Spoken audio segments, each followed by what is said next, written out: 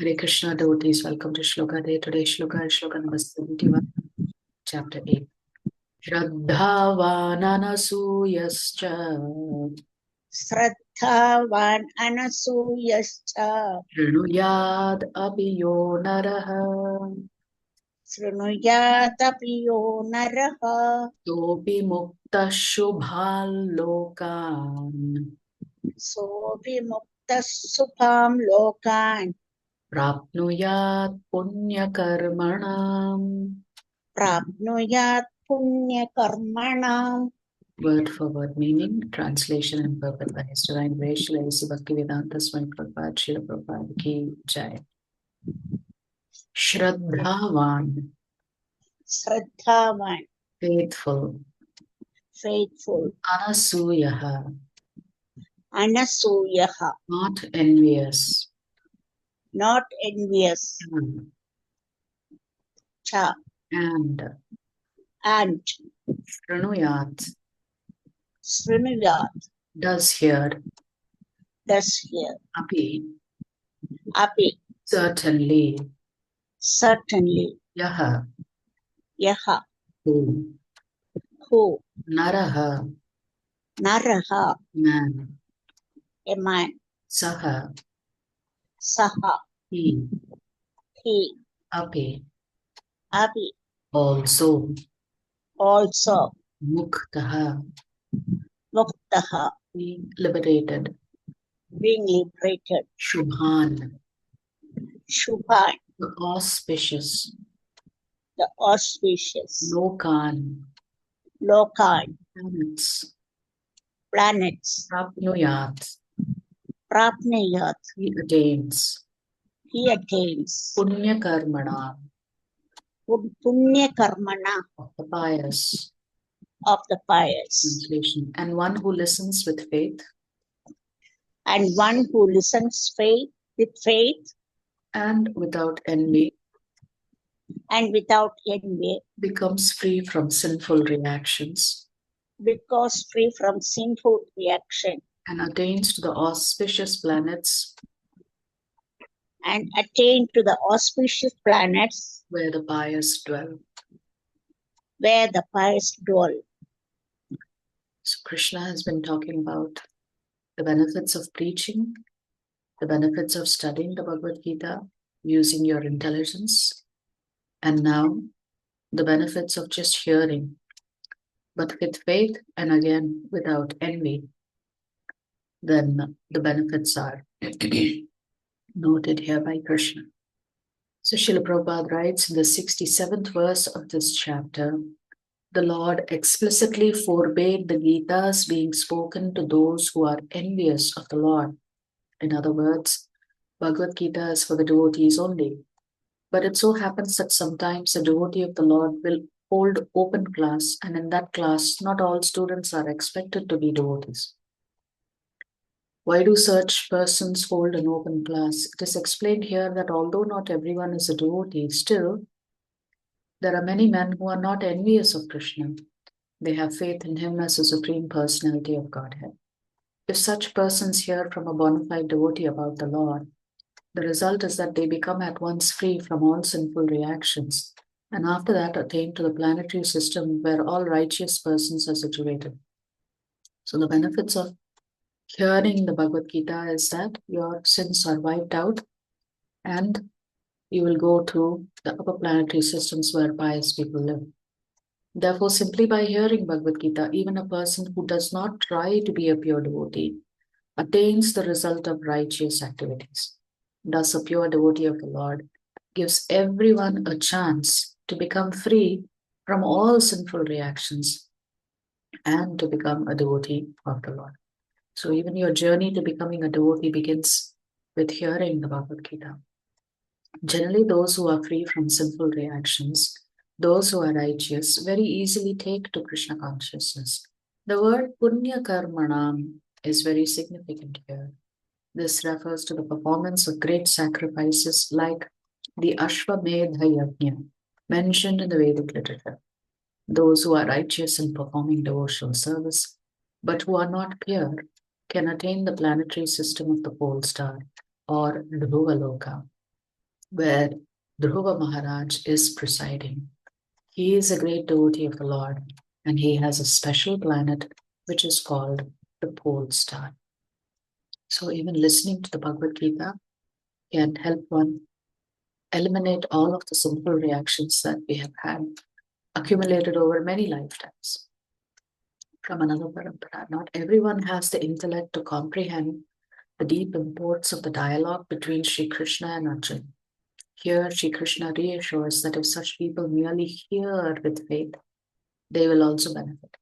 That means hearing. No? It is not, Krishna is not talking about understanding the Bhagavad Gita. He's just simply talking about hearing. God is seated within them. He will note their sincere endeavor and reward them for it. So it's like the Lord is just simply waiting for us to do even the smallest of things to please Him. And He's always looking out for when and how often you do that. A story about a disciple of Jagadguru Shankaracharya called Sananda illustrates this point. He was illiterate and could not comprehend his guru's teaching as the other disciples could. But when Shankaracharya delivered the discourse, he would listen with rapt attention and great faith. One day he was washing his guru's clothes on the other side of the river. It became time for the class, and the other disciples requested, Guruji, please begin the class. Shankaracharya replied, let us wait. Sananda is not here. But Guruji, he cannot understand anything, the disciples urged. That is true. Still, he listens with great faith, and so I do not wish to disappoint him, said Shankaracharya. Then, to show the power of faith, Shankaracharya called out, Sananda, please come here. On hearing his guru's words, Sananda did not hesitate. He ran on water. The story goes that wherever he placed his feet, lotus flowers sprang up to support him. He crossed over to the other bank and offered obeisances to his guru.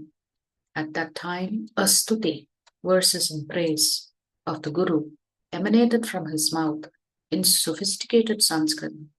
The other disciples were amazed to hear this. Since lotus flowers had bloomed under his feet, his name became Padmapada, meaning the one with lotus flowers under the feet. He became one of the four main disciples of Shankaracharya, along with Sureshwaracharya, Hastamalak, and Rotakacharya. In the above verse, Shri Krishna assures Arjuna that even those who merely hear the sacred dialogue with great faith will gradually become purified. So you don't have to be, outstandingly intelligent to hear the Bhagavad Gita. And over a period of time with faith, you will also be able to understand it. His Grace Chaitanya Sharan Prabhu is saying, so here Krishna is making things even easier for us. In verses 68 and 69, he said, preach this message to everyone, specifically his devotees. Then in 70, he said, if you can't preach, you can at least study the Bhagavad Gita.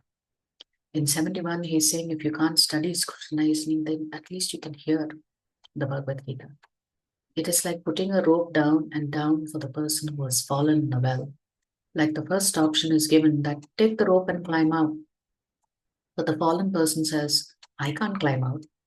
And the second option is just hold on to the rope, I will pull you out. The other person says, I cannot hold it. Then the person makes a lasso out of the rope and says, just wear it on your waist and I will pull you out. So like that, Krishna is offering increasing mercy. First he says, share this message. If you can't share it, study it. If you can't study it, then at least hear it. Muktas Subhan Lokan is not referring to Swarga as explained by Acharyas. He's talking about elevated abodes like Dhruva Loka. In Dhruva Loka, Dhruva is a pure devotee and also Lord Vishnu is present, although his abode is in the material world. It is almost like a spiritual world. And there, in the association of Dhruva Maharaj and other exalted devotees there, the devotee will advance and will ultimately get liberated. So Dhruva Loka is actually considered to be a spiritual planet, even though it exists in the material world, because of the position of Dhruva Maharaj. So here we see Krishna is offering multiple levels of worship and is encouraging us to somehow or the other connect with his exalted message and thereby advance in devotion and return back to him. How Krishna's concluding words reveal his loving eagerness that everyone connect with the Gita. Toward the conclusion of the Gita, Krishna expresses his eagerness that everyone connect with the Gita's overall message at some level or the other. To that end, he offers 3 levels for connection. To better appreciate these levels, let's compare them to 3 ways a rescuer, may help someone who has fallen in a well. Sharing the message. Krishna declares that those who share the Gita will be guaranteed transcendental devotion and will attain his abode. But these results are remarkable and difficult to achieve. Earlier, he has declared transcendental devotion is attained only after long, rigorous practice of Jnana Yoga. And his abode is attained only by lifelong diligent cultivation of his remembrance. As sharing the Gita's message requires significant effort, let's compare it to the rescuer sending down a rope and telling the rescuee to climb out. Studying the message, for those who find sharing the Gita too demanding, Krishna extends his mercy by urging them to just study it. In terms of the well metaphor, if the rescuee finds climbing up using the rope too strenuous, the rescuer may offer to pull them out. They just need to hold on to the rope. Hearing the message, for those who find even studying the Gita too demanding, Krishna extends his mercy further by urging that they just hear it. In terms of the well metaphor, if the rescuee finds even holding on to the rope too strenuous, the rescuer may send the rope that is attached to a steady seat. They just need to sit on it and they will be pulled out. Krishna's loving eagerness is seen in his offering of increasingly easier ways of connecting with his message: sharing, studying, and hearing. Yeah. So the essence of the shloka is that even if you just hear the words of the Bhagavad Gita, there is such a tremendous benefit that you will go to Dhruva-loka. And there, because Dhruva-loka is an exalted planet, you will come in contact with devotees. And with the continued association of devotees, you will continue to make your progress. So that's the essence of Krishna's unending, expanding mercy for all of the Jivatmas.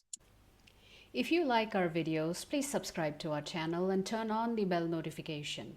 If you'd like to join our classes every day, please check the details in the description section of this video. We look forward to serving you.